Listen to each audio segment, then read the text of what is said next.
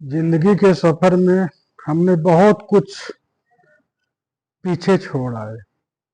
हमारा बचपना जो याददाश्त में रहा करता था, वो जो बचपना हमारे जीवन का एक अभिन्न अंग हुआ करता था, आज सिर्फ यादों की तस्वीरें बन चुकी हैं। यूं तो ही जिंदगी चलती रहती है, कुछ खट्टी कुछ मीठी, सिर्फ यादों के सहारे चलती है। इस सफर में कई हमारे रिश्ते नाते पीछे छूट गए और कुछ आगे जुड़ते चले जा रहे हैं। तो जिंदगी यूं ही चलती जाएगी और हम अपने नए पुराने होते जाएंगे। ये प्राकृतिक व्यवस्था है। पहले हमें यौवन अवस्था प्राप्त हुआ और अब बुढ़ापे की दहलीज पर अपने कदम रखे। धीरे धीरे हम एक मिट्टी के सिवा कुछ नहीं है।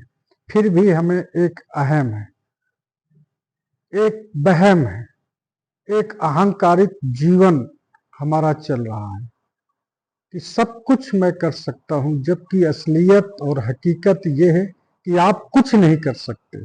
आप कुछ है ही नहीं हो। करने और कराने वाला कोई दूसरा है। तो ये चीज की समझ, इस व्यवस्था को ये तो ऋषि मुनियों ने समझा है या विद्वानों ने, या विद्वानों के कोई रिसर्च पेपर आप लोगों ने अध्ययन किए होंगे। तो सुबह जब निकलते हैं, देखो ना दुनिया कितनी अजीबो गरीब है। एक रोटी के सिवा कुछ नहीं है। चाहे वो अमीर हो चाहे गरीब हो, हर व्यक्ति रोटी खाता है। और कुछ लोग उस रोटी को कमाने के लिए सारा दिन दौड़ते हैं और कुछ लोग उस रोटी को पचाने के लिए सारा दिन मेहनत करते हैं। तो ये जीवन है। जीवन की शैली आप फिलॉसफी से देखिएगा, गहनता से उसका अध्ययन करेंगे तो दुनिया आपको एक किताब बन जाएगी। लिखने को बैठोगे तो एक बहुत बड़ा ग्रंथ बन जाएगी। कभी शून्यता की ओर शाम को सांझ करके ढलते हुए सूर्य को देखें कि जीवन हमारा किस तरह से पल पल खत्म होता जा रहा है। लेकिन हमारी लालसा और उल्लास और अभिलाषा इतनी प्रबल हो चुकी है कि हमें लगता है कि जीवन में हमको परमानेंट रहना है, जबकि there is no everlasting for in this world, all have to die. फिर भी इतना घमंड, इतना अहंकार वहम हो चुका है जीवन का। ये सोचने वाली बात है।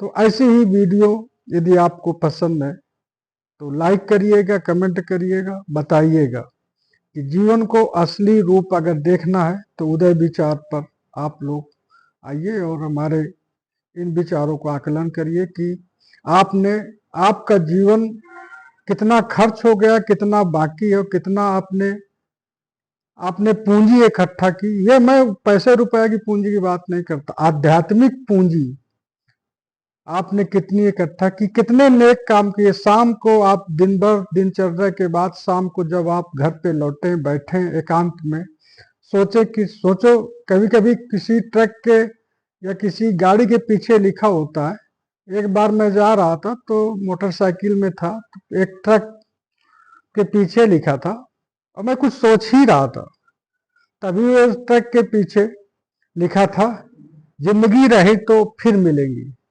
इसके बाद दूसरा ट्रक आता है, उसके पीछे लिखा है कि जिंदगी बहुत कीमती है। तो इसी तरह से एक और निकलता है, तो उसमें लिखा है कि जिंदगी रही तो फिर मिलेंगे।